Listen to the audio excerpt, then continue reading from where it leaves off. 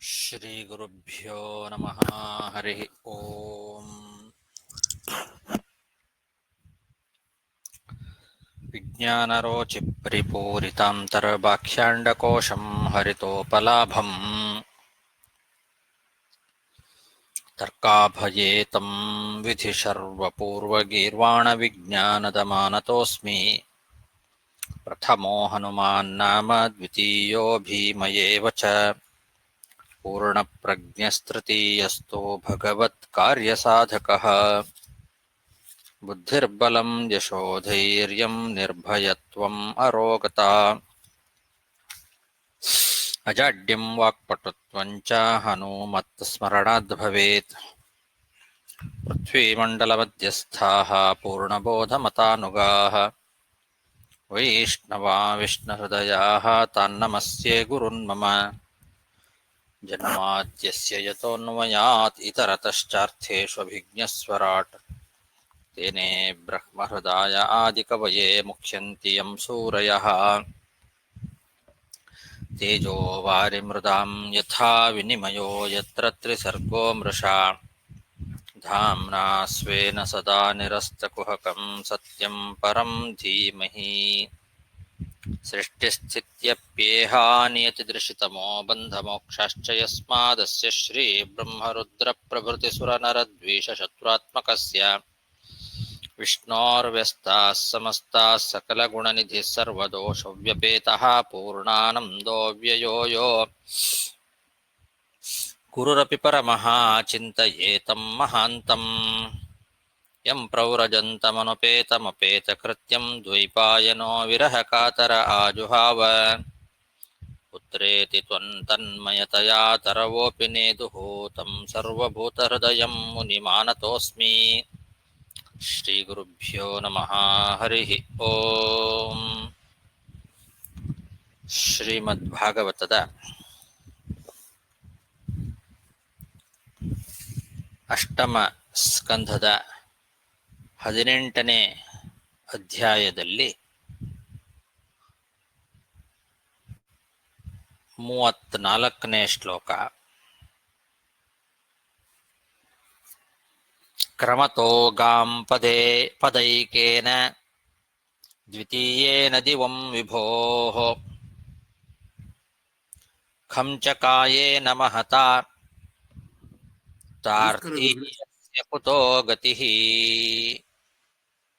ಕೇಳಿಸ್ತಾ ಇದೆ ಅಲ್ವಾ? ಕೇಳಿಸ್ತಾ ಇದೆ ಆಚಾರ್ಯ.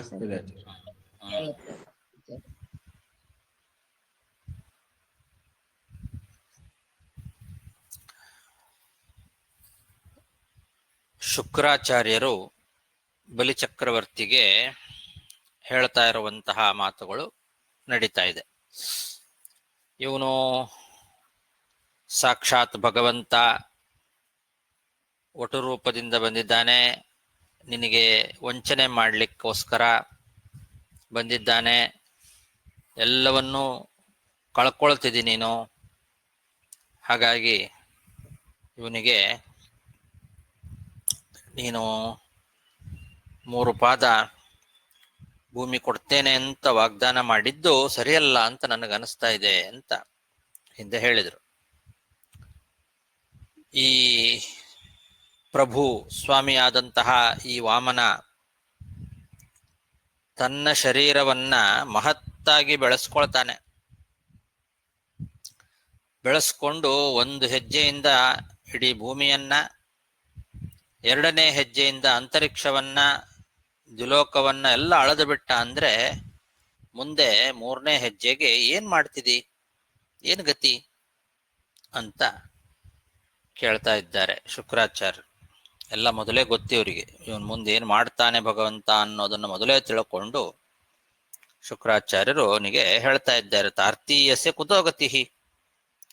ತಾರ್ತೀಯ ಅಂದ್ರೆ 3ನೇದ್ದು. 2 ಪಾದದಿಂದ ಎಲ್ಲವನ್ನೂ ಅಳೆದು ಬಿಡ್ತಾನೆ. ಏಕೇನ ಗಾಂ ದ್ವಿತೀಯೇನ ದಿವಂ ಖಂಚ. 1ನೇ ಪಾದದಿಂದ ಇಡೀ ಭೂಮಿಯನ್ನು ಅಳಿತಾನೆ, 2ನೇ ಪಾದದಿಂದ ಆಕಾಶವನ್ನ, ಮೇಲಿನ ಲೋಕಗಳನ್ನೆಲ್ಲವನ್ನೂ ಅಳೆದು ಬಿಡ್ತಾನೆ. 3ನೇ ಪಾದಕ್ಕೆ ಏನ್ ಗತಿ ಅಂತಾರೆ. ಕ್ರಮತೋ ಗಾಂ ಪದೈಕೇನ ದ್ವಿತೀಯೇನ ದಿವಂ ವಿಭೋಃ ಖಂ ಚ ಕಾಯೇನ ಮಹತಾ ತಾರ್ತೀಯಸ್ಯ ಕುತೋ ಗತಿಃ ನಿಷ್ಠಾಂತಂ ನರಕಂ ಮನ್ಯೇ ಹ್ಯಪ್ರದಾತು ಪ್ರತಿಶ್ರುತಂ ಪ್ರತಿಶ್ರುತಸ್ಯ ಯೋನೀಶಃ ಪ್ರತಿಪಾದಯಿತುಂ ಭವಾನ್. ನೀ ಏನು ವಾಗ್ದಾನ ಮಾಡಿದ್ದಿ 3 ಹೆಜ್ಜೆ ಭೂಮಿಯನ್ನ ಕೊಡ್ತೇನೆ ಅಂತ ನೀ ಏನು ವಾಗ್ದಾನ ಮಾಡಿದ್ದಿ ಅದನ್ನೂ ಕೊಡ್ಲಿಕ್ಕೆ ನಿನ್ನ ಕೈಯಿಂದ ಸಾಧ್ಯ ಆಗೋದಿಲ್ಲ. ಆವಾಗ ವಾಗ್ದಾನ ಮಾಡಿದ್ರೂ ದಾನ ಕೊಡ್ಲಿಲ್ಲ ಅನ್ನೋದು ನಿನಗೆ ಉಳಿದೇ ಉಳಿಯುತ್ತೆ. ಅವನು ಹಾಗೆ ಮಾಡ್ತಾನೆ ನಿನಗೆ. ಇವಾಗ ವಾಗ್ದಾನ ಮಾಡಿಯೂ ದಾನ ಕೊಡ್ಲಿಲ್ಲ ಅನ್ನೋ ಕಾರಣದಿಂದ ನಿನಗೆ ನರಕ ಆಗೇ ಆಗ್ತದೆ ಅಂತ ನಾನು ತಿಳ್ಕೊಳ್ತೇನೆ ಅಂತಾರೆ. ಏನು ನೀನು ವಾಗ್ದಾನ ಮಾಡಿದ್ದಿ ಪ್ರತಿಶ್ರುತಂ ಅದನ್ನೂ ನಿನ್ನ ಕೈಯಿಂದ ಮಾಡ್ಲಿಕ್ಕಾಗೋದಿಲ್ಲ. 3 ಪಾದ ಅಂತ ಕೊಡ್ತೇನೆ ಅಂತ ಒಪ್ಕೊಂಡಿದ್ದಿ, ವಾಗ್ದಾನ ಮಾಡಿದ್ದಿ, ಆದ್ರೆ ಅದು ನಿನ್ನ ಕೈಯಿಂದ ಆಗೋದಿಲ್ಲ. 2 ಪಾದದಿಂದಲೇ ಅವನು ಎಲ್ಲವನ್ನೂ ಅಳೆದು ಬಿಡ್ತಾನೆ. 3ನೇ ಪಾದ ಭೂಮಿ ಕೊಡ್ಲಿಕ್ಕೆ ನಿನಗೆ ಇರೋದೇ ಇಲ್ಲ. ನೀನು ಮಾಡಿದ ವಾಗ್ದಾನ ನಿನ್ನ ಕೈಯಿಂದ ಪೂರೈಸ್ಕೊಳ್ಳಿಕ್ ಆಗೋದಿಲ್ಲ.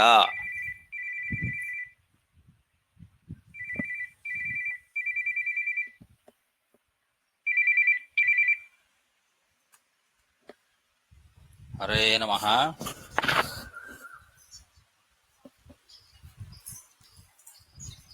ಅಲ್ಲಿ ಲಿಂಕ್ ಅಲ್ಲ ರೀ, ಇದರಲ್ಲಿ ಟೆಲಿಗ್ರಾಮ್ ಅಲ್ಲಿ ಮೇಲ್ಗಡೆ ಇರುತ್ತೆ, ಅಲ್ಲಿ ಅದನ್ನ ಜಾಯಿನ್ ಅಂತ ಇರುತ್ತೆ, ಜಾಯಿನ್ ಮಾಡ್ಕೊಳ್ಳಿ. ಟೆಲಿಗ್ರಾಮ್ ಅಷ್ಟೇ ಜಾಯಿನ್ ಮಾಡ್ಕೊಂಬಿಟ್ರೆ ಮುಗಿದೋಯ್ತು.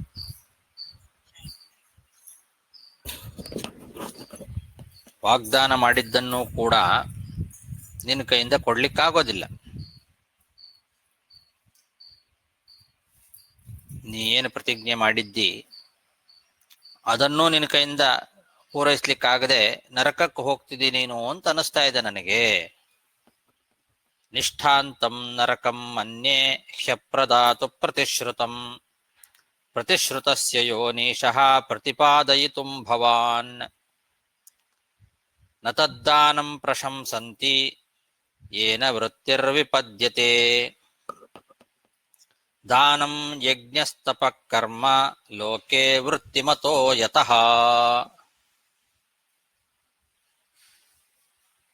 ದಾನ ಕೊಡಬೇಕು, ಒಳ್ಳೇದು, ಪುಣ್ಯ ಬರುತ್ತೆ, ಅದೆಲ್ಲ ಸರಿ.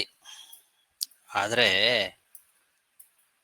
ದಾನ ಕೊಡುವಾಗ ನಮ್ಮ ಜೀವನಕ್ಕೆ ಸಂಚಕಾರ ಬರೋ ಅಂತ ರೀತಿಯಲ್ಲಿದ್ರೆ ಅಂತ ದಾನವನ್ನ ಯಾರೂ ಹೊಗಳೋದಿಲ್ಲ.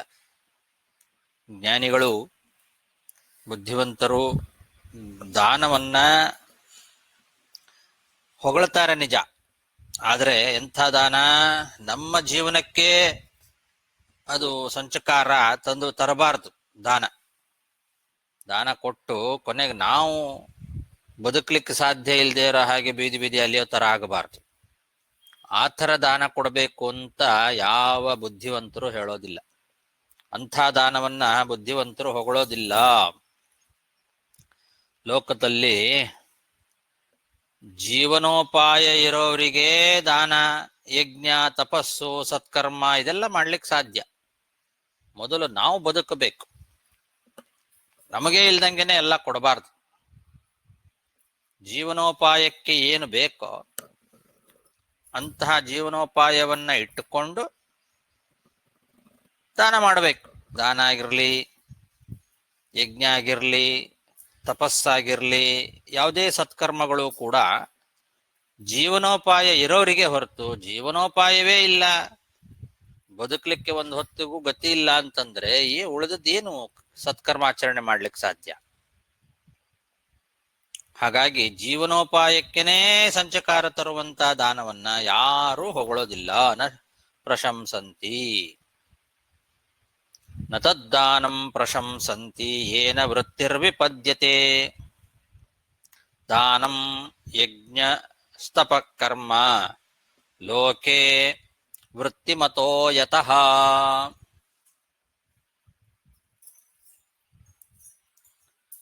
ಧರ್ಮಾಯ ಯಶಸೇರ್ಥಾಯ ಕಾಮಾಯ ಸ್ವಜನಾಯ ಚ ಪಂಚಧಾ ವಿಭಜನ್ ವಿತ್ತಂ ಇಹಾಮುತ್ರ ಚ ಮೋದತೆ. ಇದು ಬಹಳ ಇಂಪಾರ್ಟೆಂಟ್ ಶ್ಲೋಕ.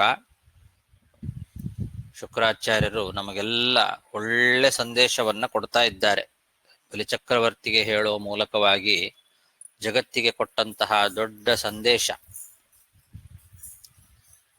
ನಾವು ಗಳಿಸಿದ ಹಣವನ್ನ ಹೇಗೆ ಅದನ್ನ ಬಳಸಬೇಕು, ಯಾವ್ದ್ಯಾವ್ದಕ್ಕೆ ಎಷ್ಟೆಷ್ಟು ಬಳಸಬೇಕು ಅನ್ನೋದಕ್ಕೆ ಶಾಸ್ತ್ರದಲ್ಲಿ ನಿಯಮ ಇದೆ. ನಾವು ಗಳಿಸಿದ ಹಣವನ್ನ 5 ಭಾಗ ಮಾಡಬೇಕು. ನಮಗೆ ಬರುವ ಆದಾಯ ಏನಿದೆ ಆ ಆದಾಯವನ್ನ 5 ಭಾಗ ಮಾಡಿ 1 ಭಾಗವನ್ನ ಧರ್ಮಾಯ, ಪುಣ್ಯ ಸಂಪಾದನೆಗೋಸ್ಕರ, ಧರ್ಮ ಕಾರ್ಯಕ್ಕೋಸ್ಕರ 1 ಭಾಗವನ್ನ ಬಳಸ್ಬೇಕು. ಅಂದ್ರೆ ನಾವು ಗಳಿಸಿದ ಹಣದಲ್ಲಿ 5ನೇ 1 ಭಾಗವನ್ನ ಧರ್ಮ ಕಾರ್ಯಕ್ಕೋಸ್ಕರ ಅಂತ ಇಡಬೇಕು. ಅದನ್ನ ಧರ್ಮ ಕಾರ್ಯವನ್ನೇ ಮಾಡಬೇಕು. ಇನ್ನೊಂದು ಭಾಗವನ್ನ ಯಶಸ್ಸೇ, ಕೀರ್ತಿ ಬರ್ಲಿಕ್ಕೋಸ್ಕರ ಅದನ್ನ ಬಳಸಬೇಕು. ನಮಗೆ ಕೀರ್ತಿಯನ್ನ ತಂದು ಕೊಡುವ ಕೆಲಸಗಳೇನಿದ್ದಾವೆ ಅಂಥ ಕೆಲಸಗಳಿಗೆ ಅದನ್ನ ಉಪಯೋಗಿಸ್ಬೇಕು, ಯಶಸ್ಸು ಬರ್ಲಿಕ್ಕೆ. ಇನ್ನೊಂದು ಭಾಗವನ್ನ ಅರ್ಥಾಯ, ಅರ್ಥ ಅಂತಂದ್ರೆ ಮತ್ತೆ ಹೆಚ್ಚು ಸಂಪಾದನೆ ಮಾಡಲಿಕ್ಕೆ, ಸಂಪತ್ತಿನ ಅಭಿವೃದ್ಧಿಗೋಸ್ಕರ ಇನ್ವೆಸ್ಟ್ಮೆಂಟ್ ಮಾಡಿ ಬಡ್ಡಿ ಬರೋ ಹಾಗೆಯೋ ಅಥವಾ ವ್ಯಾಪಾರದಲ್ಲಿಯೋ ತೊಡಗಿಸ್ಕೊಂಡು ಮತ್ತು ಇನ್ನೂ ಅದರಿಂದ ಹೆಚ್ಚು ಹಣ ಬರೋ ಹಾಗೆ ಇರೋ ಹಣವನ್ನ ಬೆಳೆಸ್ಲಿಕ್ಕೆ ಅಂತ 1 ಭಾಗ ಅರ್ಥಾಯ. ಮತ್ತೊಂದು ಕಾಮಾಯ, ನಮ್ಮ ಸುಖ ಭೋಗಕ್ಕೋಸ್ಕರ ಮತ್ತೊಂದು ಭಾಗವನ್ನ ಬಳಸಬೇಕು. ಮತ್ತೊಂದು ಭಾಗವನ್ನ ಸ್ವಜನಾಯ, ಕುಟುಂಬ ಪೋಷಣೆಗೋಸ್ಕರ.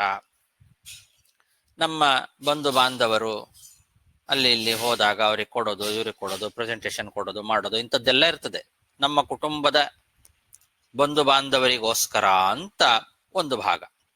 ಹೀಗೆ ಒಟ್ಟು 5 ಭಾಗ ಮಾಡಿ ಈ 5 ಉದ್ದೇಶಗಳಿಗೋಸ್ಕರ ಆ ಹಣವನ್ನ ಯಾರು ಖರ್ಚು ಮಾಡ್ತಾರೋ ಅಂಥವರು ಈ ಲೋಕದಲ್ಲಿಯೂ ಸುಖವಾಗಿರ್ತಾರೆ, ಪರಲೋಕದಲ್ಲಿಯೂ ಸುಖವಾಗಿರ್ತಾರೆ. 5 ಭಾಗ: ಧರ್ಮಾಯ, ಯಶಸ್ಸೇ, ಅರ್ಥಾಯ, ಕಾಮಾಯ, ಸ್ವಜನಾಯ ಚ ಅಂತ. ಹೀಗೆ ನಾವು ಗಳಿಸಿದ ಹಣ ಒಟ್ಟು 5 ಭಾಗ ಆಗಬೇಕು.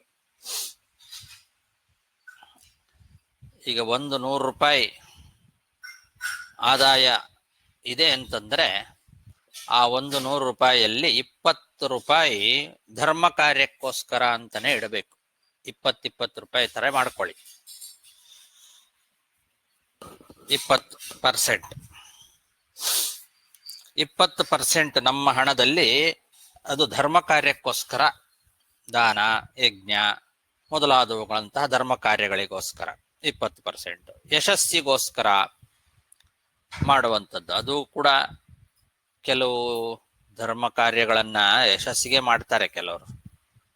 ಯಾವುದು? ದಾನ ಕೊಡೋದು, ದಾನ ಕೊಟ್ಟು ನಮ್ಮ ಹೆಸರು ಹಾಕಿ ಅಂತ ಹೇಳಿ ಅದರಿಂದ ಯಶಸ್ಸು ಬರ್ತದೆ. ಅದು ಕೂಡ ಅದರಲ್ಲೇ ಸೇರ್ಕೊಳ್ತದೆ, ಯಶಸ್ಸಿಗೋಸ್ಕರ ಮಾಡೋದ್ರಲ್ಲಿದೆ ಸೇರ್ಕೊಳ್ತದೆ. ನಾನು ದಾನ ಕೊಟ್ಟಿದ್ದೇನೆ ಅನ್ನೋದು ಎಲ್ರಿಗೂ ಗೊತ್ತಾಗಬೇಕು. ದೊಡ್ಡದಾಗಿ ಬೋರ್ಡಲ್ಲಿ ನನ್ನ ಹೆಸರು ಹಾಕಿ ಅಂತ ಹೇಳಿ ಆ ಯಶಸ್ಸಿಗೋಸ್ಕರ ದಾನ ಮಾಡ್ತೇವಲ್ಲ, ಅದು ಅದರಲ್ಲಿ ಸೇರ್ತದೆ. ಮೊದಲನೇದ್ರೊಳಗೆ ಸೇರೋದಿಲ್ಲ. ಪುಣ್ಯ ಸಂಪಾದನೆಗೋಸ್ಕರ ಧರ್ಮದೊಳಗೆ ಸೇರೋದಿಲ್ಲ, ಅದು ಯಶಸ್ಸಿಗೋಸ್ಕರ ಅಂತ ಅದರೊಳಗೆ ಸೇರ್ಕೊಳ್ತದೆ. ಈ ರೀತಿಯಾಗಿ ಮಾಡಬಹುದು, ಮಾಡಬಾರ್ದಂತೇನಿಲ್ಲ. ಯಶಸ್ಸಿಗೋಸ್ಕರ ಅಂತ ಹೇಳಿ 20% ಇಡಬೇಕು. ಅರ್ಥಾಯ ಅಂದ್ರೆ ಇನ್ವೆಸ್ಟ್ಮೆಂಟ್, ಮತ್ತೆ ಎಕ್ಸ್ಟ್ರಾ ಹಣ ಸಂಪಾದನೆ ಮಾಡ್ಲಿಕ್ಕೋಸ್ಕರ ಡೆಪಾಸಿಟ್ ಮಾಡೋದು ಅಥವಾ ಬಿಸ್ನೆಸ್ ಒಳಗೆ ಇನ್ವೆಸ್ಟ್ ಮಾಡೋದು, ಈ ತರ ಏನಾರು ಮಾಡ್ಲಿಕ್ಕೆ 20%. ಕಾಮಾಯ, ಬೇಕಾದ್ದನ್ನು ಅನುಭವಿಸ್ಲಿಕ್ಕೋಸ್ಕರ, ಸುಖವಾಗಿ ನಮ್ಮ ಮನೆಗಳಲ್ಲಿ ಅದು ತಗೊಂಡು ಬಂದೆ, ಇದು ತಗೊಂಡು ಬಂದೆ, ಅದನ್ನು ಮಾಡಿದೆ, ಇದೆಲ್ಲ ನಮಗೆ ಬೇಕಾದ ಪದಾರ್ಥಗಳನ್ನು ತಗೊಂಡು ಬಂದು ನಮ್ಮ ಮನೆಯಲ್ಲಿ ನಾವು ಅನುಭವಿಸ್ಲಿಕ್ಕೋಸ್ಕರ ಅಂತ ಹೇಳಿ 20%. ಸ್ವಜನಾಯ ಬಂಧು ಬಾಂಧವರಿಗೋಸ್ಕರ ಅಂತ. ಹೀಗೆ ಗಳಿಸಿದ ಹಣದಲ್ಲಿ 5 ಭಾಗ ಮಾಡಿ ಅದರಲ್ಲಿ ಕಾಮಾಯ ಬರೀ 20% ಮಾತ್ರ. ಅದನ್ನು ನಾವು ಗಮನಿಸಬೇಕು. ಈ ರೀತಿ ಮಾಡಿದರೆ ಈ ಲೋಕದಲ್ಲೂ ಸುಖ, ಇಹಾಮುತ್ರ ಚ ಮೋದತೆ ಎಂದಿದ್ದಾರೆ. ಈ ಲೋಕದಲ್ಲೂ ಸುಖ, ಮುಂದೆ ಪರಲೋಕದಲ್ಲೂ ಅದರಿಂದ ಸುಖ ಸಿಗತ್ತೆ. ಧರ್ಮಾಯ ಯಶಸೇರ್ಥಾಯ ಕಾಮಾಯ ಸ್ವಜನಾಯ ಚ ಪಂಚಧಾ ವಿಭಜನ್ ವಿತ್ತಂ ಇಹಾಮುತ್ರ ಚ ಮೋದತೆ. ಆಚಾರ್ಯ ಹ್ಮ್ ನಾರಾಯಣನ್, ನಾವು ಇದಕ್ಕೆ ಮುಂಚೆ ನಾವು ಒಂದು 6ರಲ್ಲಿ 1 ಭಾಗ ಮಾಡಿಕೊಂಬ ನೋಡಿರ್ಲ. ನಾವು 1 ಭಾಗ ನಾವು ಟ್ಯಾಕ್ಸ್ ಕಟ್ಟಬೇಕು ಆ ತರವು ಹೌದು, 6 ಭಾಗ ಮಾಡಬೇಕು ಅಂತ ಟ್ಯಾಕ್ಸ್ ಒಂದು ಬಂದಿದೆ ಅಲ್ಲ ಇವಾಗ. ಇಲ್ಲಿ 5 ಭಾಗ ಆದ್ರಿಂದ ಇಲ್ಲಿ 5 ಭಾಗ ಅಂತ ಹೇಳ್ತಾರೆ. 6 ಭಾಗ ಮಾಡಿ 1 ಭಾಗ ಟ್ಯಾಕ್ಸ್ ಕಟ್ಟಬೇಕು. ಇದು ಉಳಿದದ್ದೆಲ್ಲ ಸೇಮ್ ಇದೆ. ಇನ್ನೊಂದು ಭಾಗ ಟ್ಯಾಕ್ಸ್. ಅದು ಈಗ ನಾವು ಲೆಕ್ಕದಲ್ಲಿ ನೋಡಿದ್ರೆ ಅಷ್ಟಿಲ್ಲ ಅಂತ ಮಾಡಿದ್ವಲ್ಲ ಮೊನ್ನೆ ಭಾಗವತಲ್ಲಿ. ಇದರಲ್ಲೇ ಮೊದಲು ಬಂತು, ಭಾಗವತಲ್ಲಿ ಬಂತ ಅಥವಾ ಬೇರೆ ಇನ್ನ ಭಾಗದಲ್ಲಿ ಬಂತು, ವಿಷ್ಣು ರಹಸ್ಯದಲ್ಲಿ ಬಂತು ನನಗೆ. ಆದ್ರೆ ಗಳಿಸಿದ ಹಣದಲ್ಲಿ 6ನೇ 1 ಭಾಗವನ್ನ ಟ್ಯಾಕ್ಸ್ ತಗೊಳ್ತಾ ಇಲ್ಲ ಅಂತ. ಈಗಿನ ರೂಲ್ಸ್ ಪ್ರಕಾರ 6ನೇ 1 ಭಾಗ ಅಲ್ಲ. ಅದರಲ್ಲೂ ವ್ಯತ್ಯಾಸ ಇದೆ ಅಂದ್ರಲ್ಲ ನೀವು. ಇಷ್ಟಕ್ಕಿಂತ ಒಂದು ಹಂತದವರೆಗೆ ಟ್ಯಾಕ್ಸ್ ಇಲ್ಲೇ ಇಲ್ಲ.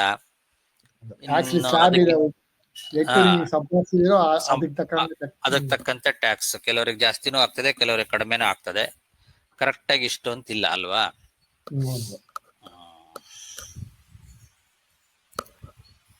ಇಲ್ಲಿ ಅದನ್ನ ಬಿಟ್ಟಿದ್ದಾರೆ ಅಂದ್ರೆ ಅಲ್ಲಿ ಇರೋದನ್ನ ಸೇರಿಸಿ ಎದು ಬಿಟ್ಟಿದೆ ತಗೊಂಡ್ಬೋಗ ಅಂತ.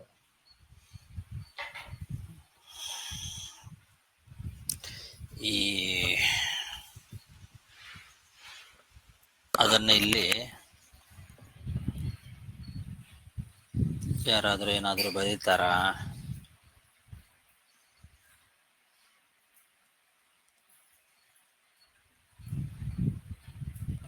ಅದರ ಬಗ್ಗೆ ಏನು ಯಾರು ಬರ್ದಿಲ್ಲ. ಇದು ನಾವು ಪರ್ಸನಲ್ ಮಾಡ್ಕಾರ್ದು ಟ್ಯಾಕ್ಸ್ ಕಟ್ಟೋದು ಗವರ್ಮೆಂಟ್ ನಮ್ಮ ಹತ್ತಿ ತಗೋತೆ. ಅದು ನಾವು ಮಾಡ್ಕಾರ್ದೆ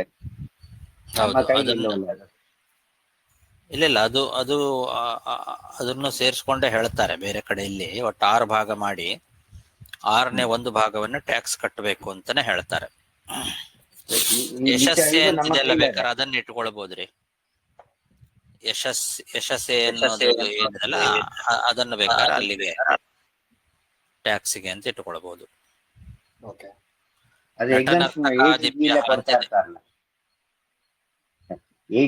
ಕೊಡ್ತಾ ಇರ್ತಾರೆ ಎಕ್ಸಾಮ್ಷನ್ ಬಗ್ಗೆ ಎಲ್ಲ ಕೊಡ್ತಾ ಇರ್ತಾರೆ.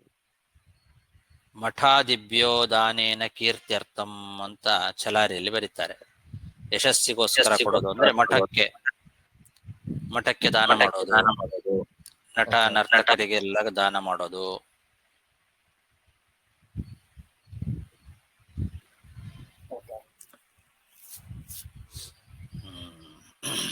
ಟ್ಯಾಕ್ಸ್ ಮಾತ್ರ ಇಲ್ಲಿ ಬಂದಿಲ್ಲ. ಆ ಶ್ಲೋಕ ಇದೆಯಾ ನಿಮ್ಮ ಹತ್ರ? ಇಲ್ಲ ಆಚಾರ್ಯ, ಯಾವ ಬುಕ್ ಇಲ್ಲ ಆಚಾರ್ಯ. ಇಲ್ಲ, ಜ್ಞಾಪಕ ಇದೆ, ನಾನು ನೋಡಿರೋ 2 ಸಲ ನೋಡಿರೋ, ಭಾಗದಲ್ಲಿ ನೋಡಿರೋ. ಮತ್ತು ಆದ್ರೆ ಯಾವ ಶ್ಲೋಕ 6 ಭಾಗ ಮಾಡಿ ಟ್ಯಾಕ್ಸ್ 1 ಭಾಗ ಬಿಟ್ಟು ಉಳಿದ 5 ಭಾಗಗಳು ಯಾವುದು ಅನ್ನೋದನ್ನ ಸ್ಪಷ್ಟವಾಗಿ ನಾವು ನೋಡಿದ್ರೆ ಸ್ವಲ್ಪ ಬೇರೆ ಶಬ್ದಗಳಿಂದ ಹೇಳಿರ್ತಾರೆ. ಇಲ್ಲಿರೋ ಶಬ್ದಗಳೆಲ್ಲ ಸ್ವಲ್ಪ ಬೇರೆ ಶಬ್ದದಿಂದ ಹೇಳಿದಾರೆ ಅಲ್ಲಿ. ಅದಕ್ಕೋಸ್ಕರ ಕೇಳಿದೆ. ಇದನ್ನ ನೆನಪಿಟ್ಟುಕೊಳ್ಳಿ. ಅದು ಬಂದಾಗ ಅದನ್ನ ನೋಡಿ ವಿಚಾರ ಮಾಡೋಣಂತೆ. ನೀವು ನೆನಪಿಟ್ಟುಕೊಂಡು ಇದು ಕೂಡ ಹೆಂಗಸರು ಬಂದು ಸಾಷ್ಟಾಂಗ ನಮಸ್ಕಾರ ಮಾಡ್ತಾರೆ, ಅದು ಕೂಡ ಮಾಡಬಾರದು. ಹೌದು ಹೌದು, ಅದ್ರ ಬಗ್ಗೆನೂ ವಿಚಾರ ಮಾಡಬೇಕು. ಧರ್ಮಾಯ ಯಶಸೇರ್ಥಾಯ ಕಾಮಾಯ ಸ್ವಜನಾಯ ಚ ಪಂಚಧಾ ವಿಭಜನ್ ವಿತ್ತಂ ಇಹಾಮುತ್ರ ಚ ಮೋದತೆ.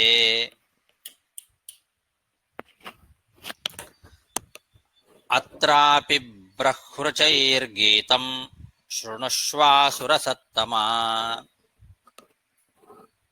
ಸತ್ಯಮೋಮಿತಿ ಯತ್ ಪ್ರೋಕ್ತಂ ಯನ್ನೇತ್ಯಾಹಾನೃತಂ ಹಿ ತತ್.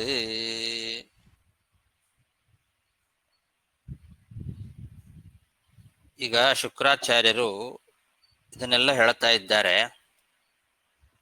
ಹೌದು, ಈಗೆಲ್ಲ ನೀವು ಹೇಳೋದ್ರಲ್ಲಿ ಏನ್ ಪ್ರಮಾಣ ಅಂತ ಕೇಳಬಹುದು ನೀನು. ಇದುವರೆಗೂ ನೀನು ದಾನ ಮಾಡ್ತೇನೆ ಅಂತ ಒಪ್ಕೊಂಡದ್ದು ಸರಿಯಲ್ಲ, ವಾಗ್ದಾನ ಮಾಡಿದ್ದನ್ನು ನೀನು ಕೊಡ್ಲಿಕ್ಕೆ ಆಗೋದಿಲ್ಲ, ತನ್ನ ಶರೀರವನ್ನ ಮಹತ್ತಾಗಿ ಬೆಳೆಸ್ಕೊಳ್ತಾನೆ, ಜೀವನೋಪಾಯಕ್ಕೆ ಸಂಚಕಾರ ಬರುತ್ತೆ ಅಂತಂದಾಗ ಅಂಥ ದಾನ ಪ್ರಶಸ್ತ ಅಲ್ಲ ಮೊದಲಾದ ಮಾತುಗಳು ಏನ ಹೇಳದಿಲ್ಲ. ಇದಕ್ಕೆಲ್ಲ ಏನು ಪ್ರಮಾಣ ಅಂತ ಕೇಳಬಹುದು. ಅದಕ್ಕೆ ಅಸುರೋತ್ತಮ ಅಸುರಸತ್ತಮ, ಈ ವಿಷಯದಲ್ಲಿ ಋಗ್ವೇದಿಗಳು ಹೇಳೋ ಒಂದು ಮಾತಿದೆ ಕೇಳು.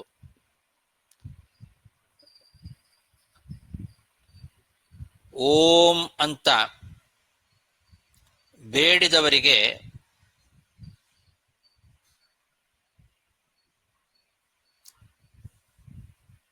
ಬೇಡಿದ್ದನ್ನ ನನ್ನ ಹತ್ರ ಇದೇ ಕೊಡ್ತೇನೆ ಅಂತನ್ನೋದು ಸತ್ಯ.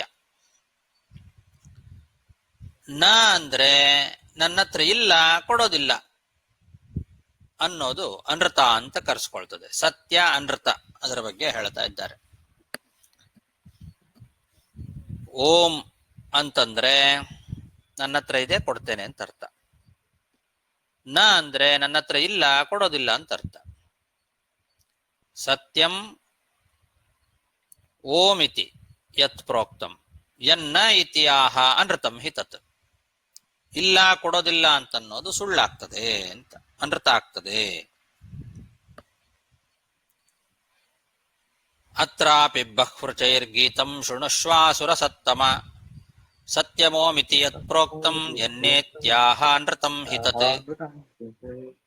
ಸತ್ಯಂ ಪುಷ್ಪಫಲಂ ವಿದ್ಯಾದಾತ್ಮವೃಕ್ಷಸ್ಯ ಜೀವತಃ ವೃಕ್ಷೇ ಜೀವತಿ ನ ಸ್ಯಾತ್ ಅನೃತಂ ಮೂಲಮಾತ್ಮನಃ.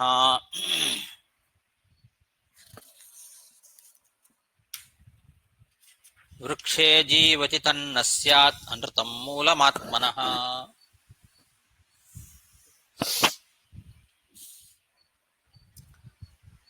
ಈಗ ಒಂದು ಮರ ಇದೆ. ಆ ಮರ ವೃಕ್ಷ ಬದುಕಿದ್ರೆ ಅದು ಹೂವು, ಹಣ್ಣು ಮೊದಲಾದವುಗಳನ್ನೆಲ್ಲ ಕೊಡ್ತದೆ.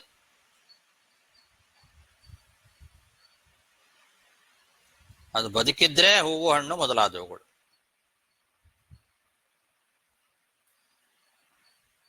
ಸತ್ಯವನ್ನೇ ನಂಬಿ ಇದೇ ಕೊಡ್ತೇನೆ ಅಂತ ದಾನ ಮಾಡಿದ್ರೆ ಜೀವನ ನಿರ್ವಹಣೆನೇ ಆಗೋದಿಲ್ಲ. ಆವಾಗ ಆ ಮರ ಒಣಗಿ ಹೋಗ್ತದೆ. ಎಲ್ಲವನ್ನೂ ದಾನ ಮಾಡಿಬಿಟ್ರೆ, ಸತ್ಯ ಒಂದನ್ನೇ ನೆಚ್ಚಿಕೊಂಡು ಕೊಡ್ತೇನೆ ತಗೊಳ್ಳಿ ಅಂತ ಎಲ್ಲಾನು ಕೊಟ್ಟು ಬಿಟ್ರೆ ಹೇಗೆ ಬದುಕೋದು? ಹೇಗೆ ಆ ಮರ? ಆಮೇಲೆ ಮತ್ತೆ ಆ ಹೂವು, ಹಣ್ಣು ಮೊದಲಾದ ದಾನ ಕೊಡೋ ಸಾಮರ್ಥ್ಯವೂ ಅದಕ್ಕೆ ಇರೋದಿಲ್ಲ. ಅವಾಗೇನಾಯ್ತು? ಕೊಡ್ತೇನೆ ಅಂತನ್ನೋ ಸತ್ಯವೂ ಕೂಡ ಅಡಗಿ ಹೋಯ್ತು. ತಾನು ಕೊಡ್ತೇನೆ ಅಂತೇನು ಸತ್ಯ ಮಾತಾಡಿದ್ದ, ಆ ಸತ್ಯವನ್ನು ನಡೆಸ್ಕೊಳಿಕ್ಕಾಗೋದಿಲ್ಲ. ಯಾಕೆ? ತಾನೇ ಬದುಕ್ಲಿಕ್ಕೆ ಸಾಧ್ಯ ಇಲ್ಲ ಆಮೇಲೆ. ಅದಕ್ಕೆ ದೇಹ ಪೋಷಣೆಗೆ ಬೇಕಾಗುವಷ್ಟು ಇಟ್ಟುಕೊಂಡು ಉಳಿದದ್ದು ಅದು ನನ್ನ ಹತ್ರ ಇಲ್ಲ, ಕೊಡೋದಿಲ್ಲ ಅಂತ ಹೇಳಬೇಕು, ಸುಳ್ಳು ಹೇಳಬೇಕು ಅಂತಾರೆ. ನ ಅಂತ ಅದು ಕೊಡೋದಿಲ್ಲ ಅಂತ ಹೇಳಬೇಕು, ಸುಳ್ಳು ಹೇಳಬೇಕು. ಇದು ನನ್ನ ಹತ್ರ ಇಲ್ಲ ಅಂತ ಹೇಳಬೇಕು, ಸುಳ್ಳನ್ನು ಹೇಳಲೇಬೇಕು ಅಂತಾರೆ. ಇದು ವೇದವೇ ಮಾಡಿರ್ತಕ್ಕಂತಹ ವಿಧಿ. ಆ ರೀತಿ ಹೇಳಿದಾಗ ಪಾಪ ಬರೋದಿಲ್ಲ ಅಂತ ಅಭಿಪ್ರಾಯ. ಇಲ್ಲ ಅಂತ ಹೇಳಿದ್ರೆ ಪಾಪ ಏನು ಬರೋದಿಲ್ಲ.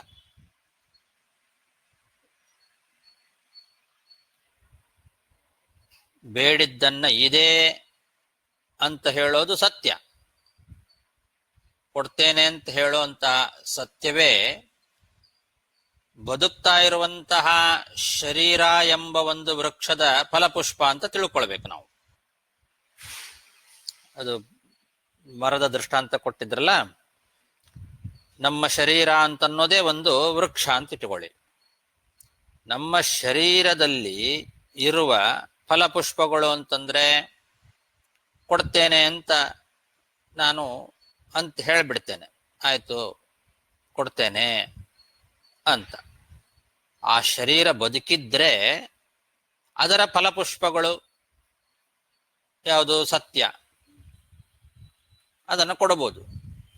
ಶರೀರವೇ ಇಲ್ಲ ಅಂದ್ರೆ ಸತ್ಯವೂ ಇರೋದಿಲ್ಲ, ಆವಾಗ ಫಲಪುಷ್ಪಗಳು ಇರೋದಿಲ್ಲ.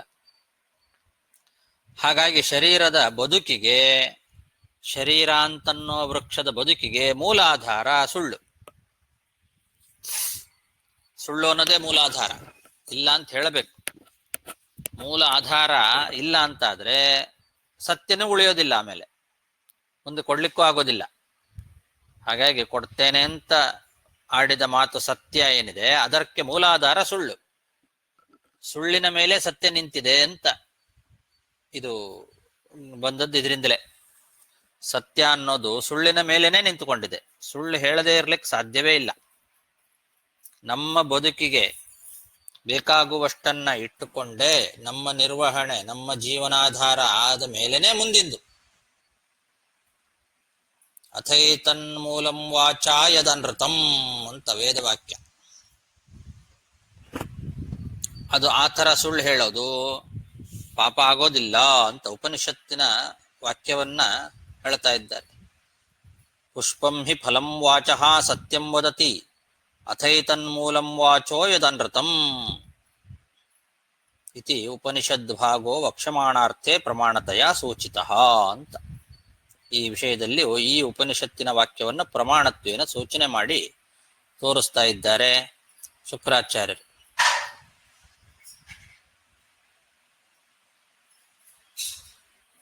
ಪುಷ್ಪಂ ಹಿ ಫಲಂ ವಾಚಃ ಸತ್ಯಂ ವದತಿ ಇತಿ ಆತ್ಮವೃಕ್ಷೇ ಅಜೀವತಿ ಶುಷ್ಕಲಕ್ಷಣ ಮರಣೆ ಸತಿ ತತ್ ಸತ್ಯಲಕ್ಷಣ ಪುಷ್ಪಫಲಂ ನ ಸ್ಯಾತ್. ಆತ್ಮನಃ ಆತ್ಮವೃಕ್ಷಸ್ಯ ಅನೃತಂ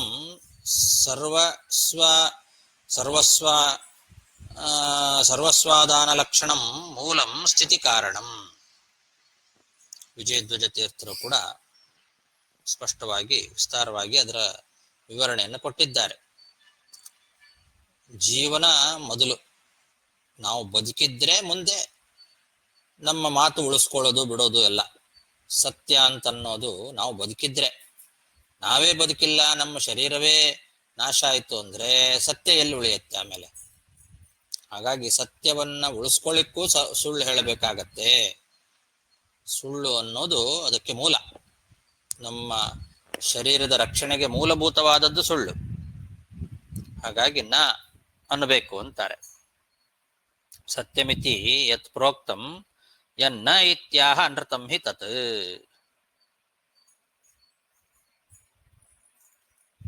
ಅತ್ರಾಪಿ ಬಹ್ವೃಚೈರ್ಗೀತಂ ಶೃಣುಷ್ವಾಸುರಸತ್ತಮ ಸತ್ಯಮೋಮಿತಿ ಯತ್ ಪ್ರೋಕ್ತಂ ಯನ್ನೇತ್ಯಾಹ ಅನೃತಂ ಹಿ ತತ್. ಸತ್ಯಂ ಪುಷ್ಪಫಲಂ ವಿದ್ಯಾದಾತ್ಮವೃಕ್ಷಸ್ಯ ಜೀವತಃ ವೃಕ್ಷೇ ಅಜೀವತಿ ತನ್ನ ಸ್ಯಾದನೃತಂ ಮೂಲಮಾತ್ಮನಃ.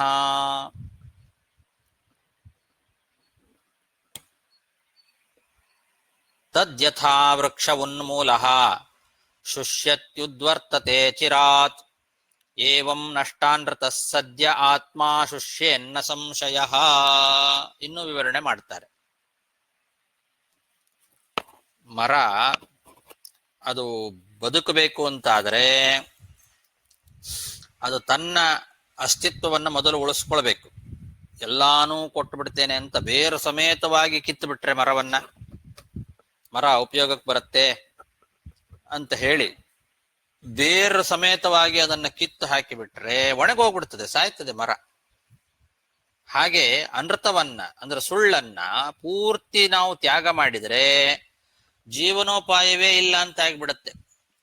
ಅನೃತ ಸುಳ್ಳು ಅಂತ ಅನ್ನೋದು ನಮ್ಮ ಜೀವನೋಪಾಯಕ್ಕೆ ಮೂಲಾಧಾರ, ಬೇರಿದ್ದಂಗೆ. ಒಂದು ವೃಕ್ಷ ಬದುಕಬೇಕಾಗಿದ್ರೆ ಅದಕ್ಕೆ ಮೂಲ ಆಧಾರ ಏನು? ಬೇರು. ಹಾಗೆ ನಮ್ಮ ಜೀವನ ಆಧಾರ ಸುಳ್ಳು. ಆ ಮೂಲ ಆಧಾರವನ್ನ ಸುಳ್ಳನ್ನೇ ನಾವು ತ್ಯಾಗ ಮಾಡಿಬಿಡ್ತೇನೆ, ನಾನು ಒಂದೇ ಒಂದು ಸುಳ್ಳು ಹೇಳೋದಿಲ್ಲ ಅಂತ ಪೂರ್ತಿ ತ್ಯಾಗ ಮಾಡಿದ್ರೆ ಜೀವನೋಪಾಯವೇ ಇಲ್ಲ ಅಂತ ಆಗಿಬಿಡತ್ತೆ. ಆವಾಗ ಏನಾಗತ್ತೆ, ಶರೀರ ಅಂತನ್ನೋದು ಒಣಗಿ ಹೋಗಿಬಿಡುತ್ತದೆ. ಇದರಲ್ಲಿ ಯಾವ ಸಂಶಯವೂ ಇಲ್ಲ, ಕೂಡಲೇ ಒಣಗಿ ಹೋಗ್ಬಿಡುತ್ತೆ. ಅದಕ್ಕೆ ಸುಳ್ಳು ಹೇಳಲೇಬೇಕು ಅಂತ ಸಮರ್ಥನೆ ಮಾಡ್ತಾ ಇದ್ದಾರೆ. ತದ್ಯಥಾ ವೃಕ್ಷ ಉನ್ಮೂಲಃ ಶುಷ್ಯತ್ಯುದ್ವರ್ತತೆ ಚಿರಾತ್ ಏವಂ ನಷ್ಟಾನೃತ ಸದ್ಯ ಆತ್ಮ ಶುಷ್ಯೇನ್ನ ಸಂಶಯಃ. ಇನ್ನು ಅದರ ವಿವರಣೆ ಹಾಗೆ ಮುಂದುವರಿತದೆ, ಅದನ್ನ ಮತ್ತೆ ನಾಳೆ ದಿವಸ ನೋಡೋಣ. ಶ್ರೀಕೃಷ್ಣಾರ್ಪಣಮಸ್ತು. ಈ ತರ ಸುಳ್ಳು ಹೇಳುವ ತಾತ್ಪರ್ಯ ಏನು ಹಿಂದೆ ಬರ್ತೀಯ ನೋಡ್ತಾ? ಜೀವನೋಪಾಯವೇ ನಡೆಯೋದಿಲ್ಲ ಅನ್ನೋ ಸಂದರ್ಭದಲ್ಲಿ ಸುಳ್ಳು ಹೇಳಬಹುದು ಅಂತ ಅರ್ಥ. ಸುಳ್ಳು ಅಂದ್ರೆ ಇಂಥ ಸ್ಥಳದಲ್ಲಿ ಸುಳ್ಳು ಅನ್ನೋದು ದೋಷ ಆಗೋದಿಲ್ಲ ಅಂತ. ಅದು ಹಾಗೆ ಮುಂದುವರಿಸ್ತಾರೆ. ಸುಳ್ಳು ಹೇಳಬೇಕು ಅಂದ್ರೆ ಅದಕ್ಕೆ ನಾವು ಅಷ್ಟು ಸುಲಭವಾಗಿ ಅದನ್ನ ಅರ್ಥ ಮಾಡ್ಕೊಳ್ಬಾರ್ದು. ಯಾವ ರೀತಿ ಸುಳ್ಳು ಹೇಳಬೇಕು ಆ ರೀತಿ ಸುಳ್ಳು ಹೇಳಬೇಕು. ಅದೇ ಒಳ್ಳೇದು ನಡಿಬೇಕಂದ್ರೆ ಸುಳ್ಳು ಹೇಳಬಹುದಲ್ವಾ? ಹೌದು ಹೌದು. ನಮ್ಮ ಪ್ರಾಣಕ್ಕೆ ಸಂಕಟ ಬಂದಿದೆ ಅಂತ ಆದಾಗ ಸುಳ್ಳು ಹೇಳಬಹುದು. ಅದು ಮುಂದೆ ಹೇಳ್ತಾರೆ ಯಾವ್ಯಾವ ಸಂದರ್ಭದಲ್ಲಿ ಸುಳ್ಳು ಹೇಳಬಹುದು ಅಂತ ಒಂದು ಲಿಸ್ಟ್ ಮಾಡಿ ಹೇಳ್ತಾರೆ ಶುಕ್ರಾಚಾರ್ಯ. ಅದು ಸುಳ್ಳು, ಅದು ಪಾಪ ಕಾರಣ ಆಗೋದಿಲ್ಲ. ಈ ಆಚಾರ್ಯ ಒಂದು ಎಕ್ಸಾಂಪಲ್, ನಂತಲಿ 10 ರೂಪಾಯಿ ಇದೆ, ನಾವು ಬಂದು ಯಾರೊಬ್ರು ದಾನ ಕೇಳ್ತಾರೆ, 15 ರೂಪಾಯಿ ಕೊಡುಂದ್ರೆ ಆಗ ನಾವು ಬಂದು ಇಲ್ಲಪ್ಪ 5 ರೂಪಾಯಿ ನಾನೆಲ್ಲ ಕೊಡಾಕ್ಬಿಡಿ ಅದನ್ನ ಹೇಳೋದು. ಅದು ಬಂದು ಅಲ್ಲಿ ಹಂಗ ಹೇಳ ಅದು ಕರೆಕ್ಟಾ ಇಲ್ಲ ಸುಳ್ಳು ಏನಂತಲೇ 10 ರೂಪಾಯಿ ಇಲ್ಲ 5 ರೂಪಾಯಿ? ಈಗ ನಿಮ್ಮ ಹತ್ರ 10 ರೂಪಾಯಿ ಇದೆ, ಅದು ಬಿಟ್ರೆ ನಿಮಗೆ ಜೀವನೋಪಾಯವೇ ನಡೆಯೋದಿಲ್ಲ. ನಿಮ್ಮ ಮನೆಯಲ್ಲಿ ನಿಮಗೋಸ್ಕರ ಹೆಂಡತಿ ಮಕ್ಕಳು ಅದನ್ನೇ ನಂಬಿಕೊಂಡು ಕಾಯ್ತಾ ಇರ್ತಾರೆ. ಅವರ ಜೀವನೋಪಾಯವನ್ನ ನೀವು ನಡೆಸಬೇಕು ಅಂತಾದ್ರೆ, ನೀವು ಬದುಕಬೇಕು, ಅದನ್ನ 10 ರೂಪಾಯಿ ಇಲ್ಲ ಅಂದ್ರೆ ಇವತ್ತು ಊಟನೇ ಇಲ್ದಂಗೆ ನಾನು ಸತ್ತೇ ಹೋಗ್ತೇನೆ, ನನ್ನ ಸಂಸಾರವೇ ಬೀದಿ ಪಾಲಾಗತ್ತೆ ಅನ್ನೋ ಸಂದರ್ಭ ಇದ್ದಾಗ ಇಲ್ಲ ಅಂತಾನೆ ಹೇಳ್ಬೋದು, ಏನ್ ತೊಂದರೆ ಇಲ್ಲ. ಹಂಗ ಹೇಳುವಕ್ಕ ಇಲ್ಲ. ಹೌದು, ಅಂತ ಸಂದರ್ಭ ಇದ್ದಾಗ್ಲೇ, ಅಂತ ಸಂದರ್ಭ ಬಂದಾಗ ಇಲ್ಲ ಅಂತ ಹೇಳಿದ್ರೆ ಅದು ದೋಷ ಆಗೋದಿಲ್ಲ. ಅಂತ ಸಂದರ್ಭದಲ್ಲಿ ಇಲ್ಲ ಅಂತ ಸುಳ್ಳು ಹೇಳಬೇಕು. ಒಂದು ವೇಳೆ ಆ 10 ರೂಪಾಯಿ ಕೊಟ್ಟರು ಕೂಡ ನನ್ನ ಮನೇಲಿ ಬೇಕಾದಷ್ಟಿದೆ, ನನಗೇನು ಅಂಥ ಸಂಕಟ ಏನು ಬಂದಿಲ್ಲ, ಕೊಟ್ಟರು ನಾನು ಬದುಕಬಹುದು, ಬೇರೆ ನನ್ನ ಹತ್ರ ಇದೆ ಅಂತ ಆದಾಗ ಆವಾಗಿಲ್ಲ ಅಂತ ಹೇಳಬಾರ್ದು. ಅದು ಅರ್ಥ ಆಯ್ತು. ನನ್ನ ಕ್ವಶನ್ ಏನಂದ್ರೆ, ಈ 10 ರೂಪಾಯಿ ಇದೆ, ನಾಲ್ಕು 5 ರೂಪಾಯಿ ಕೇಳ್ತಾರೆ, ನನ್ಗೆ 10 ರೂಪಾಯಿ ಅಂದ್ರೆ ನಾ 1 2 ರೂಪಾಯಿ ಕೊಡಾಕ್ ಮುಡಿಯೋದು ಹಂಗ ಹೇಳುವಕ್ಕ? ಇಲ್ಲ 10 ರೂಪಾಯಿ ಇಲ್ಲ ಹೇಳೋದು ಬೆಟ್ರಾ? 2 ರೂಪಾಯಿ ನಾಳೆ ಕೊಡಾಕ್ ಮುಡಿಯೋದು, 2 ರೂಪಾಯಿ ಕೊಡ್ತಾನೆ, ಅದು ತೊಂದ್ರೆ ಇಲ್ಲ, ಇದೇನ್ ತೊಂದ್ರೆ ಇಲ್ಲ, ಹಂಗ ಹೇಳ್ಬೋದು. ಎಲ್ಲವನ್ನೂ ಕೊಡಿ ಅಂತ ಅವ್ರು ಕೇಳಿದ್ರೆ, ಪೂರ್ತಿ 10 ರೂಪಾಯಿನೂ ಕೊಡಿ ನನಗೆ ಅಂತ ಕೇಳಿದ್ರೆ ಅವಾಗಿಲ್ಲ ಅಂತ ಹೇಳ್ಬೇಕು. 10 ರೂಪಾಯಿಲಿ 2 ರೂಪಾಯಿ ಕೊಡ್ಬೇಕು ಅಂತಿದೆ ಅಲ್ವಾ? ಈಗ 20%, 5 ಭಾಗ ಮಾಡಿ 20% ಕೊಡ್ಬೇಕಲ್ವಾ? ಅದು ದಾನ ಮಾಡ್ಲಿಕ್ಕೆ ಇರೋದು. ಅದನ್ನಿಲ್ಲ ಅಂತ ಹೇಳಿದ್ರೆ ದೋಷನೇ.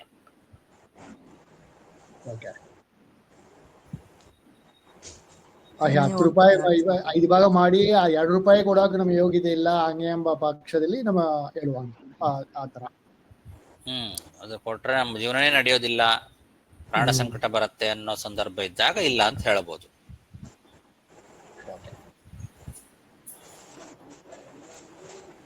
ಆಮೇಲೆ ಇದು 14ನೇ ಅಧ್ಯಾಯದಲ್ಲಿ ಒಂದು ಶ್ಲೋಕ ಹಾಕಿದ್ದನ್ನ ನೋಡ್ರಿ. ಹೌದು, 14ನೇ ಶ್ಲೋಕ. ಅನೇನ ದಾನಶೀಲೇನಾಪಿ ಸ್ವ ಇಷ್ಟ ಆಯುರಭಿವೃದ್ಧಯೇ ದಾತವ್ಯಾನಿ ವಸ್ತೂನಿ ದೀಯಂತೆ ನತು ಆಯುರಪಿ ತದಪ್ಯನೇನ ದತ್ತಮಿತಿ ಕೈಮುತ್ಯೇನ ದಾನಾವೈ ಮುಖ್ಯಂ ವಿರೋಚನಸ್ಯ ಸೂಚಿತಂ. ಅದರ ಅರ್ಥ ಹೇಳ್ಬೇಕಾ? ಏನ್ ಹೇಳಕ್ ಬರ್ತಾರಲ್ಲಿ? ಇವನು ಹೊಗಳ್ತಾ ಇದ್ದಾನೆ ವಾಮನ, ಅವನ ಹಿಂದಿನ ವಂಶಸ್ಥರನ್ನ ಹೊಗಳ್ತಾ ಬರುವಾಗ ವಿರೋಚನನ ಬಗ್ಗೆ ಒಂದು ಮಾತು ಹೇಳಿದ್ದಾನೆ. ಇವರಪ್ಪ, ನಿಮ್ಮಪ್ಪ ವಿರೋಚನ ಏನ್ ಮಾಡಿದ, ತನ್ನ ಆಯುಷ್ಯವನ್ನೇ ದಾನ ಮಾಡಿದ. ಬಂದು ಕೇಳಿದಂತ ಬ್ರಾಹ್ಮಣರು ಬಂದು ಕೇಳಿದಾಗ ಆಯುಷ್ಯವನ್ನೇ ದಾನ ಮಾಡಿದ. ಎಂಥ ದಾನಶೀಲ! ಹಾಗಾಗಿ ಅಂಥ ವಂಶದಲ್ಲಿ ಬಂದವನು ನೀನು ಅಂತ ಹೊಗಳ್ತಾ ಹೇಳೋ ಮೂಲಕವಾಗಿ ವಿರೋಚನ ದಾನ ಕೊಡೋದಿಲ್ಲ ಅಂತನ್ನೋ ಮಾತು ಹೇಳಲಿಲ್ಲ, ನೀನು ಹಾಗೆ ಹೇಳಬಾರದು ಅಂತ. ಯಾಕೆಂದ್ರೆ ಯಾರೇ ದಾನ ಕೊಡೋರು ಕೂಡ